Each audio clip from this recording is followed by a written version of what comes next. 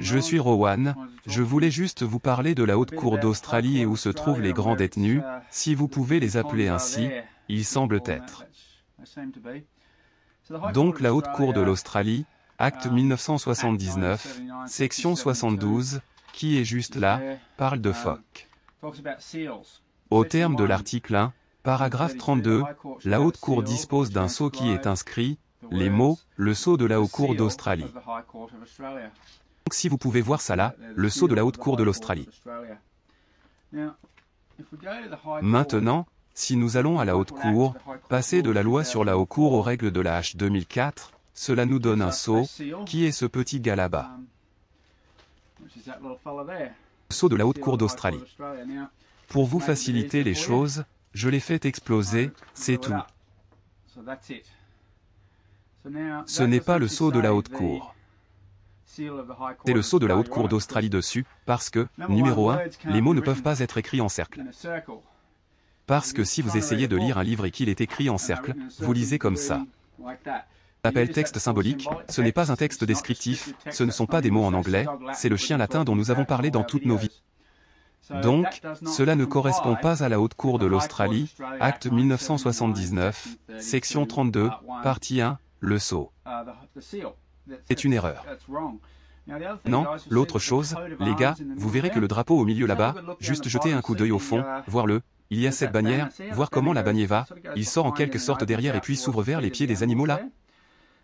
Ce livre ici, que j'ai mentionné précédemment, qui est le manuel des styles du gouvernement du Commonwealth, et quand je leur ai demandé s'ils ne se conformaient pas à cela, ils ont dit, bon, ce n'est pas un document juridique, nous n'avons pas à le respecter. Un document juridique, c'est tout à fait exact, mais en fait c'était un document légal, ils doivent donc le respecter. Soit, que ce n'est pas un document légal. Et bien sûr, faire un document qui ne se conforme pas à cela en soi, ce n'était pas une contrefaçon, c'est une offense quand ils essaient de vous arrêter, vous imposer, vous mettre en esclavage et toutes ces autres choses, avec ça, c'est quand il devient une infraction, ce que le gouvernement fait, mais c'était ma réponse de Barnaby.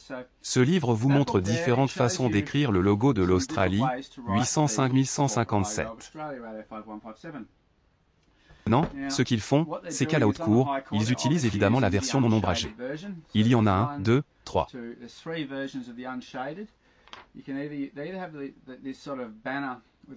Donc, il y a 3 versions du non ombragé, vous pouvez, soit ils ont ce genre de bannière avec l'Australie écrit sur le fond, ou vous avez la couronne, qui est le genre de bâton avec les feuilles, je suppose que c'est une sorte de plante australienne.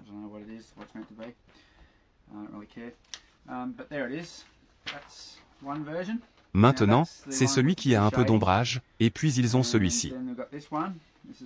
C'est celui qui n'a pas d'ombrage sur l'étoile là-bas, et c'est l'autre version, qui ne possède pas la petite partie de la couronne, mais a en fait les branches plus avancées, et il a aussi la bannière. On reviendra à la Cour suprême, la bannière sur ces deux ne correspond pas. Celle-ci est en quelque sorte de revenir en arrière et de se propager, tandis que sur cette elle se retourne autour et se boucle. Et cette fois, il manque les 2 branches de l'eucalyptus. Je vais le faire et j'essayerai juste de le faire passer, et je vais juste essayer de faire passer et voir si ça va être un problème. Vous pouvez le voir, nous manquons les branches et les fleurs. Donc, ce logo n'est pas un logo approuvé pour celui-là, alors nous pouvons le croiser. La Haute Cour ne l'utilise pas. Jetez un coup d'œil à celle-ci. C'est l'autre, c'est le deuxième des logos d'écrit que vous pouvez utiliser. Donc, celui-là, il a l'Australie sans la bannière et seulement les branches droites en bas. Celui-ci n'a pas ça, on peut le traverser.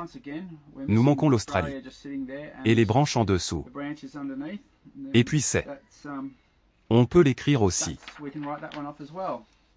Je vais vous montrer. Je vais les imprimer. Il y en a d'autres, mais ils sont audacieux. Et ils ne correspondent à aucun d'eux non plus.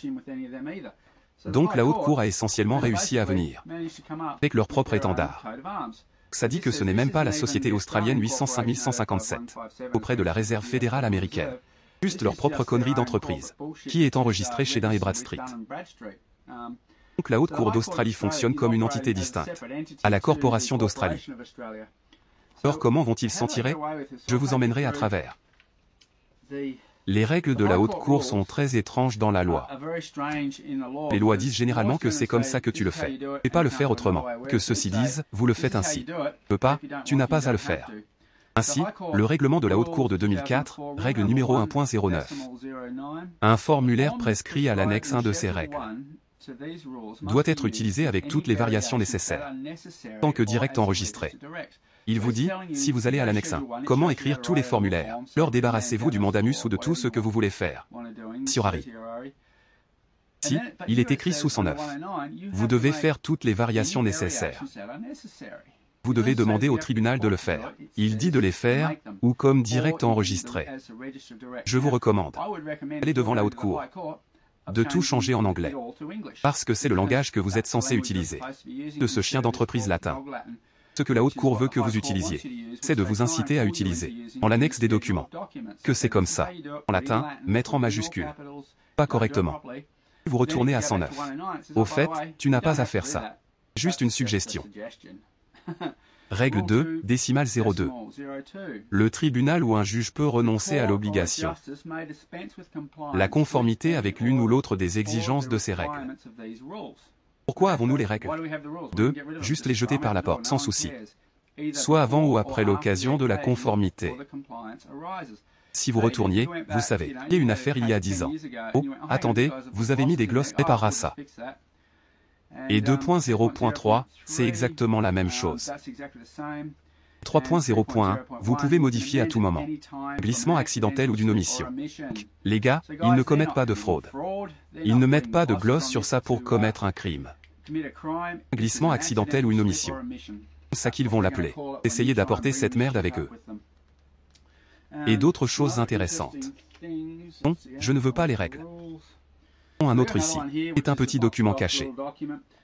Une partie de la règle dit que, d'accord, l'utilisation de sceaux et de timbres, 4.0.6.1. Le sceau de la cour sera forme. Et c'est ce peu là-bas. Et c'est là que j'ai fait exploser ça pour toi. Il est écrit que le sceau de la cour doit être dans la forme. Mais de quelle cour on parle? Parce que ce n'est pas le sceau de la Haute Cour d'Australie. Sous forme. Il s'agit donc de ce tribunal unidroit 1.7. L'appeler un tribunal pour la brièveté, même si c'est en fait un tribunal d'arbitrage. Il y a donc votre logo du tribunal arbitral. Et l'une des la section ici, imprimée, je vais le relever. Tout intéressant.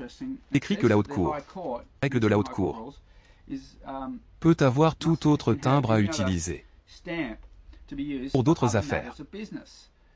C'est tout. Ce sont les autres affaires. C'est le timbre de l'entreprise qu'il y a ici. C'est l'autre. Pas le sceau de la Haute Cour d'Australie. Parce qu'il n'a pas les mots écrits exactement littéralement. Comme l'exige la loi de 1979 sur les hautes juridictions, qui serait écrit en anglais. Juste. Besoin d'être dans un cercle comme ça. Ça vient d'être inventé.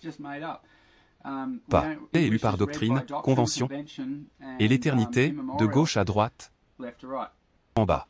Ça que nous lisons. Et pas appris ça à l'école. Vous lisez en cercle et que vous écrivez dans cercle. Suggère de retourner à la 3e année. Les gars, voilà. C'est le faux logo de l'entreprise. De la fausse cour quasi haute de l'Australie. Et en latin pour chien. Et il ne répond à aucune des normes. Qui par l'autre société, 805 157. Donc la Haute Cour fonctionne comme une entité à part entière.